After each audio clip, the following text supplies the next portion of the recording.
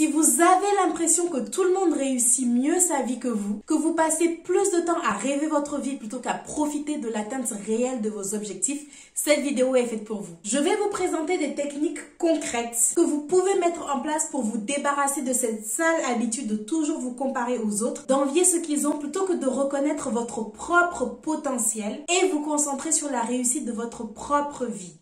Salut, c'est Josiane, je suis entrepreneur, j'ai créé la marque de cosmétiques Iwalewa Made in Africa. Ici, je partage mon parcours afin de bâtir une communauté où nous pourrons évoluer tous ensemble en productivité, self-esteem et business. Pour cette fin d'année, j'ai voulu aborder un sujet très sensible que nous sommes très nombreux à vivre, mais qu'on a quand même beaucoup de mal à s'avouer. Il s'agit de la comparaison, de l'envie des autres. Comment arrêter d'envier les autres? Je traite ce sujet symboliquement en fin d'année parce que c'est une habitude que moi j'ai décidé de laisser en 2020. D'une, parce que c'est trop anxiogène, et de deux, parce que je me suis rendu compte que je ne peux pas réussir et atteindre mes objectifs si je suis trop occupée à constamment regarder ce que font les autres et à me dire qu'ils sont mieux que moi. Je dois convertir cette énergie négative et essayer d'en tirer quelque chose qui sera meilleur pour moi. Donc si vous êtes envieuse comme moi, aujourd'hui on va être honnête avec nous-mêmes, ok? Je vous partage ma méthode avec 5 techniques ou éléments à intégrer pour que toutes ensemble on laisse ce fléau en 2020. Sans plus tarder, c'est parti pour la vidéo. Le premier élément selon moi est déjà d'identifier dans quelle situation vous vous comparez ou dans quelle situation vous ressentez de l'envie. Identifiez la source pour vous en éloigner. Un exemple concret auquel on peut tous s'identifier, faites le tri dans vos abonnements sur Instagram. Si vous voyez qu'un contenu est trop anxiogène, que ça vous fait remettre toute votre vie en question, ne le consommez plus. À quoi bon se torturer? Moi, il y a des gens que je ne suis plus sur les réseaux sociaux. Ce n'est pas parce que ce sont de mauvaises personnes ou parce que leur contenu n'est pas de qualité. Au contraire, c'est tout simplement parce que c'est mauvais pour moi. Donc, je choisis de m'en éloigner. Ne vous sentez pas coupable de vous désabonner. Dans la vie, il faut parfois savoir se choisir pour pouvoir mieux se mettre au service des autres. Deuxième élément, l'acceptation. Imaginons maintenant que malgré tous vos efforts pour vous éloigner de ce qui vous fait envie, vous vous retrouviez quand même confronté à une de ces situations. Que faire dans ce cas? Je suis tombée sur la photo de cette fille sur Instagram et là je commence à me comparer, à me dire elle est comme ci, elle est comme ça. Oh, pourquoi elle a ça et pas moi? Il faut déjà que j'accepte que c'est ce sentiment que je ressens pour le moment. Ça peut paraître stupide, mais si je fais comme si tout allait bien, jamais je vais me débarrasser de ça. Je vais faire traîner ce sentiment en longueur et ça va me demander encore plus de temps et d'efforts pour en sortir. Ok, c'est un sentiment qui est négatif, c'est un sentiment désagréable, mais il faut l'accueillir, il faut l'accepter pour pouvoir ensuite le laisser partir. Et ça, vous faites ça sans vous poser de questions pour le moment. Juste, je ressens ça, ok. Le troisième élément ou la troisième technique est maintenant de prendre du recul et d'essayer de comprendre. Posez-vous la question, qu'est-ce que j'envie exactement chez cette personne? Ce qu'on envie, c'est logiquement quelque chose qu'on n'a pas, qu'on rêve d'avoir ou quelque chose qu'on pense vouloir. Donc réfléchissez bien à ce que vous enviez chez telle ou telle personne. Est-ce que c'est vraiment ce que vous voulez pour vous? Est-ce que c'est vraiment ce qui vous irait? Si oui, ok, basez-vous pour ça pour en tirer des objectifs. Parce que pourquoi rester là toute sa vie à juste subir ou être spectateur de la réussite des autres? Vous pouvez tout aussi bien construire votre propre succès en convertissant votre envie en carburant pour mener des actions spécifiques. Quatrième élément ou technique, reconnectez-vous à vos propres efforts. Constatez les obstacles qu'il y a aujourd'hui sur votre chemin et faites de votre mieux pour les dépasser. Continuez de travailler dur pour vous, comme ça vous ne pourrez rien avoir à vous reprocher. Parce que parfois, on envie les autres également parce qu'on a de la rancœur envers soi-même. A-t-elle atteint cet objectif? Pourquoi moi aussi je n'ai pas vu cette opportunité? Pourquoi moi aussi je n'ai pas travaillé encore plus? Pourquoi j'ai pas fait ci? Pourquoi j'ai préféré faire ça? Si vous faites de votre mieux, vous ne pourrez pas vous dire ça parce que vous savez que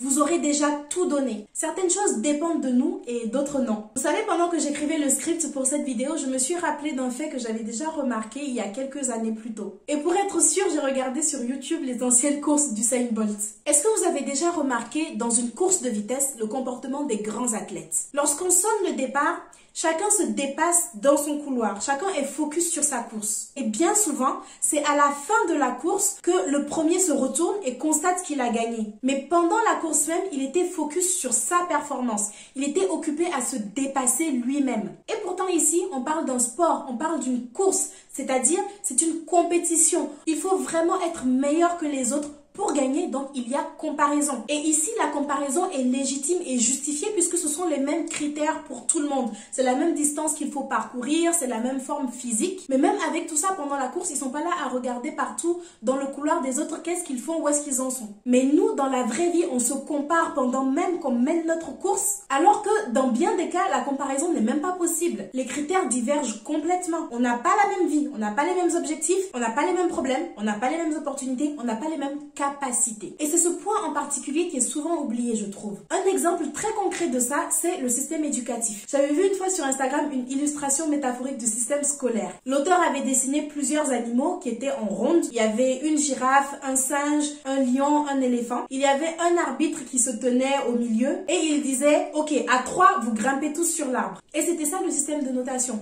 Voir qui allait être le premier à grimper, qui allait grimper le plus facilement. Évidemment que le singe va être le premier, il est plus agile. Évidemment que l'éléphant va complètement se ramasser, il va aller nulle part. Ça m'avait bien fait rire, ça a l'air stupide, mais pourtant à l'école c'est souvent ce qui nous est demandé. Un même système de notation est présenté à plusieurs personnes qui n'ont pas les mêmes capacités intellectuelles. Il y a plusieurs formes d'intelligence et chacun doit apprendre à cultiver la sienne. Le but ici n'est pas de taper sur un système qui s'en prend déjà beaucoup, mais puisqu'avec du recul nous pouvons prendre conscience qu'il y a des défauts dans ce fonctionnement, je pense qu'on doit tout faire pour se libérer de ce type de système généraliste où personne ne cultive vraiment ses propres dons ou ses propres passions, tellement il faut entrer dans le moule, tellement il faut faire comme telle référence. Moi, je pense que pour réussir sa vie, il faut absolument partir en quête de ses propres capacités et les développer au maximum, plutôt que de rester là à tout le temps regarder les autres, à voir ce qu'ils font eux et à courir inutilement après. Et peu importe quelle est votre passion, je pense que encore plus à notre époque, si vous êtes très bon dans ce que vous faites,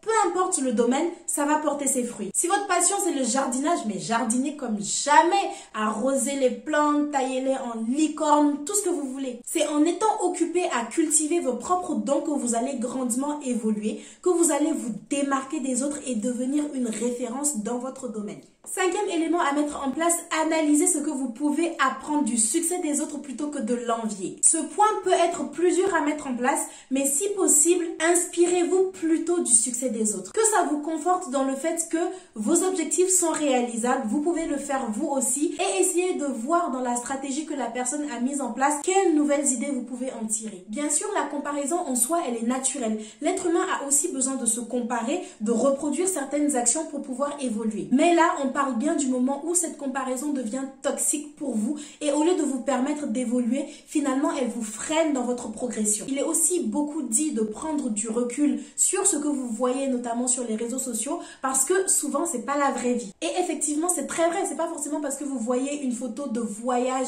que la personne est forcément partie. Aujourd'hui, les gens sont spécialistes dans la vente de rêves. Donc, faites attention à tout ce que vous voyez. Mais j'ai quand même décidé de ne pas intégrer ce propos à part entière, c'est-à-dire vraiment comme une technique dans mon argumentaire, parce que je pense qu'on ne devrait pas avoir besoin de se dire non mais sa vie n'est sûrement pas si rose que ça, je suis sûre qu'elle a aussi des problèmes. On ne devrait pas vraiment avoir besoin de se dire ça pour se sentir mieux. Je pense qu'ici il y a un vrai travail d'introspection à faire et surtout un travail sur la réussite de ses propres objectifs. Moi, c'est vraiment ce en quoi je crois. C'est la fin de cette vidéo. Merci d'avoir regardé. J'espère qu'elle vous sera utile. Bonne et heureuse année 2021 en avance. Je vous souhaite de passer de belles fêtes. Dimanche prochain, je poste une vidéo sur mon parcours et comment créer des produits cosmétiques made in Africa et les commercialiser en Europe. Donc, abonnez-vous pour ne pas manquer ce contenu. Et d'ici là, moi, je vous dis à bientôt. Ciao!